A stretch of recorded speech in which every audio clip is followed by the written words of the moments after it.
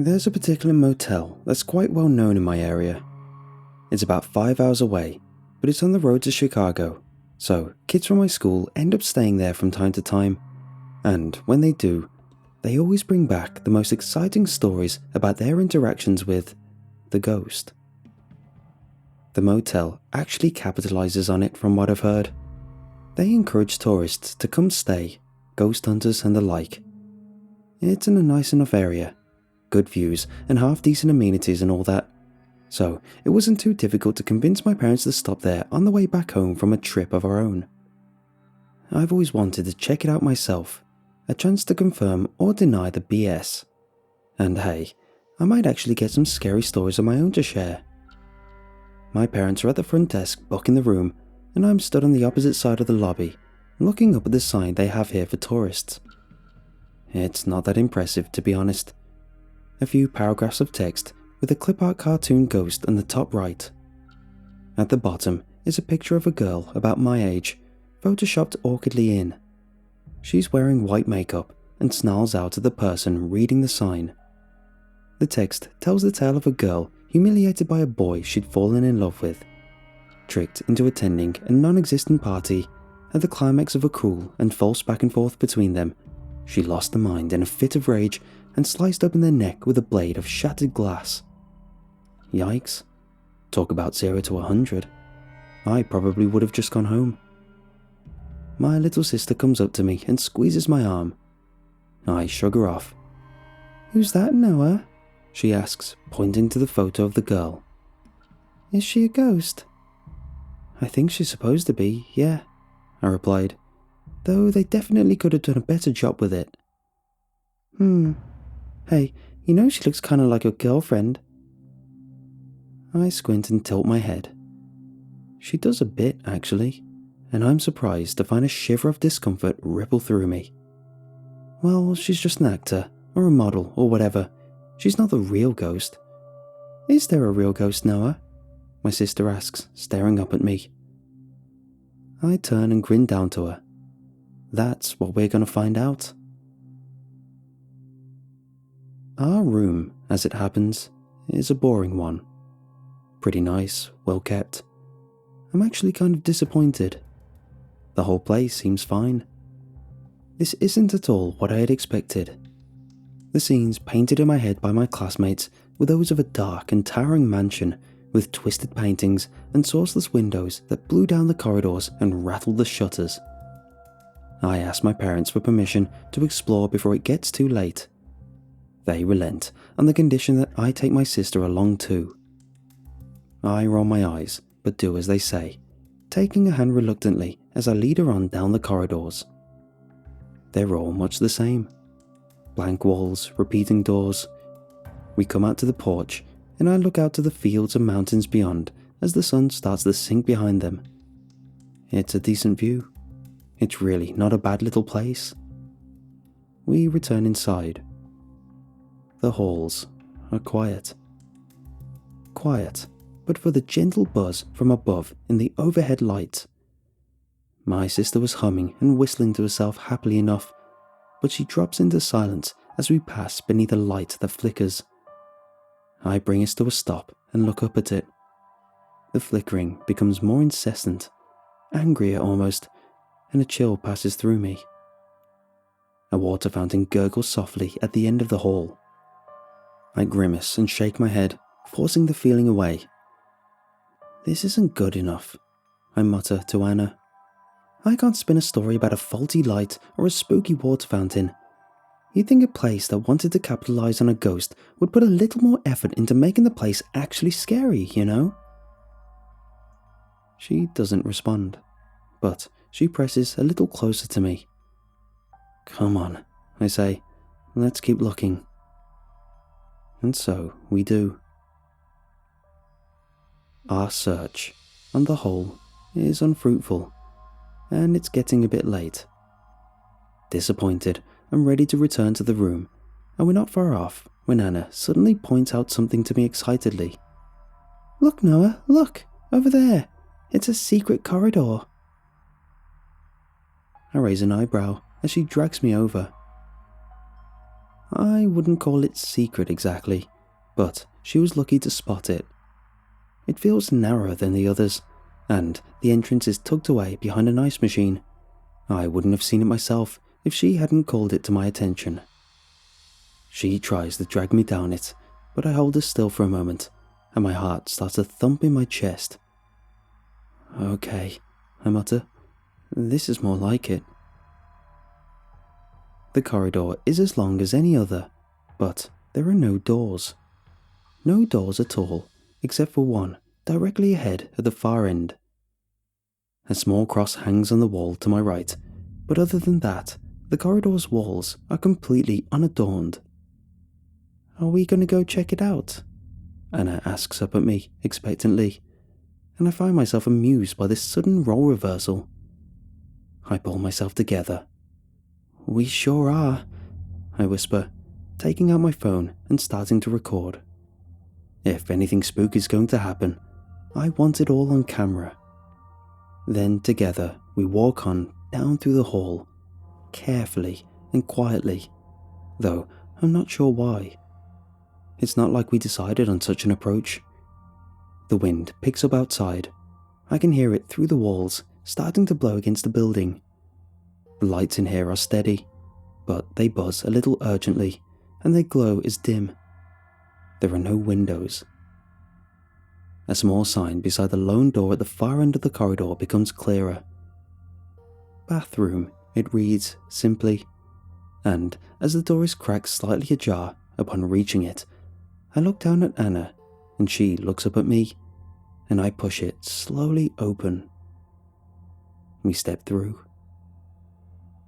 The bathroom itself is largely unremarkable. Could do with a bit of work for sure. The tile is cracked and chipped. Grime lurks in the corners. The drain rumbles quietly down below, but nothing to shout about. It's the mirror that gives us cause to gasp in wonder. It's so tall, extending from the sink almost all the way up to the ceiling. The frame is black and scarlet, an intertwined and intricate pattern, and its presence over the little room is ominous and commanding. The weirdest part of the mirror, however, lies in its glass. We are nowhere to be seen. As we move from side to side, angling our heads and waving our arms at it in amazement, we are simply not visible. Our reflections are not there. The rest of the room is plain enough, reflected mundanely in that shiny surface, but we are not. Now this is what I'm talking about, I say out loud with a grin, pointing the camera up to the glass. I wave my hand between the lens and the mirror, shaking it about as my sister goes up to touch it. She carefully presses a reflectionless hand up against the surface, her face a picture of awe. I make a face at it. I waggle my fingers. This must be a tourist thing. It's so clever. I pocket my phone and step closer, pressing my face right up against it, squinting, peering carefully from side to side, trying to work out the trick. I tap lightly against the glass, listening for a clue in the noise it makes, but I don't know what I'm listening for really. All I hear is the hissing of pipes above and the wind beyond the walls. Noah? My sister whispers, tugging at my sleeve. Noah? What's this? I look up to where she's pointing. To the side of the mirror and carved into the wall is a chilling and unsettling inscription. Marla Morgan sliced the throat, and so this little rhyme she wrote. Say her name 3 times and clear, and in the glass she will appear. Goosebumps ripple across my arms. Oh my god, I mutter, taking out my phone to snap a quick picture. I think this might be a bit too scary for you, Anna. Is that a name, Noah? Is that the ghost? Yeah, I think so. She studies the inscription again. I probably shouldn't have let her, to be honest, but whatever. It's grim, but it's only a prank or something. No worse than what you'd see on TV. I look back to the mirror. The strange, dim lighting in the room casts curious shadows across its features. The wind whistles outside, and the pipes hiss. My sister follows along the words on the wall with her finger, tracing them. She reads out loud, "Say her name 3 times, and clear, and in the glass she will appear." "Do you want to try it?" I laugh, reaching down to pick her up. She squeals and giggles, and I hold her above the sink up close to the reflectionless mirror. She quietens, and I feel her heartbeat. "Go on," I whisper. "I dare you." She slowly says the name, whispering too. "Marla Morgan." And a rumble rolls along the pipes. Against my better sense of reason, against my sense of logic, I start to become nervous. I feel little buds of sweat forming across my skin. "Marla Morgan." A light flickers in the corridor beyond, and the bathroom's temperature seems to drop. Tensed and all of a sudden on the precipice of a powerful panic, I wonder if I've made a terrible, terrible mistake. My sister opens her mouth and laughs. She pushes me away, and I drop her gently to the floor, and at once the tension is broken. I wipe my forehead and return the laugh awkwardly. "I can't do it, Noah. I'm too scared," she giggles. "Probably for the best," I mutter, swallowing with a dry throat. "You know, just in case. Anyway, come on, let's get out of here." She merrily pushes away out of the door and back down the corridor, and I shoot one last look at the curious mirror. I shiver and take my leave. It's about 3 a.m. when I visit the bathroom again, or it might have been 2, can't really remember. My family all asleep, I grab the keycard to the door from the side table and stumble out of our room and down the corridor, only half awake, rubbing my eyes and holding my bladder. The bathroom with the reflectionless mirror is the one my legs carry me to. It's not the closest, but it's the one I head to now in my slumberous state. Eyes still half closed, I carefully push into the room. I click the door's lock and lift the seat of the toilet, starting my business. I glance over to the mirror, startling myself awake once I realize where I am. Once I realize that no reflection is looking back at me from the glass. My head starts to pound as my senses return to me one by one. It was bad enough being in here with Anna, let alone by myself in the middle of the damn night. It's just a gimmick, I assure myself. A tourist trick. That's what Mom and Dad said. And yet, the mirror's very presence seems to darken the whole room. It doesn't make the place feel larger, as mirrors should. It somehow makes it feel smaller, claustrophobic even. I lower the lid and step to the sink to wash my hands, unable to keep myself from shaking. I lift my gaze. I stare into the shadowed void beyond the glass, intently. I can't look away. I lean in close. I lean real close, trying to conquer my irrational fear, trying to reclaim a lost sense of pride. I tap my fingers against the glass. "Anyone there?" I whisper. Silence. Marla Morgan sliced the throat, and so this little rhyme she wrote, "Say her name 3 times and clear, and in the glass she will appear." Screw it, I say out loud. I ain't no chicken. I force out a chuckle, but it sounds anxious and rings hollow. I press my hands up to the glass. I lean my face in close. "Marla Morgan," I whisper. My heart beats loud in my ear. I lean a little closer. "Marla Morgan.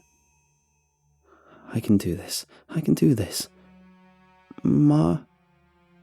A sudden metallic clank from the corridor sends me sprawling back up against the wall in terror.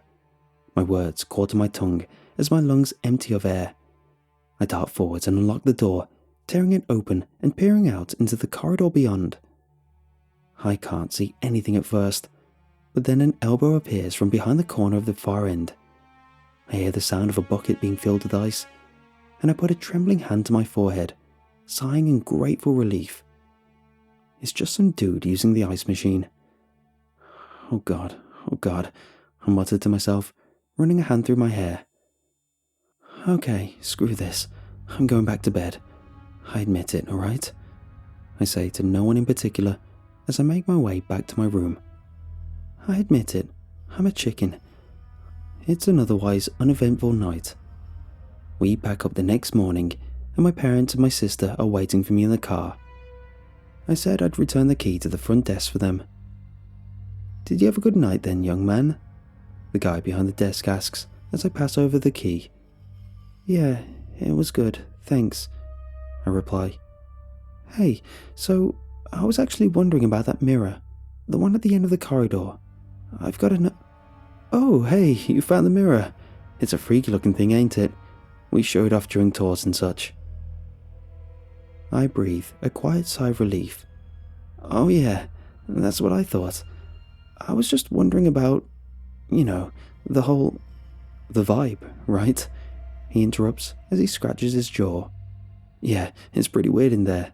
We thought about fixing it up, but the aesthetic kind of adds to the creepiness, It's the inscription that always gets to me.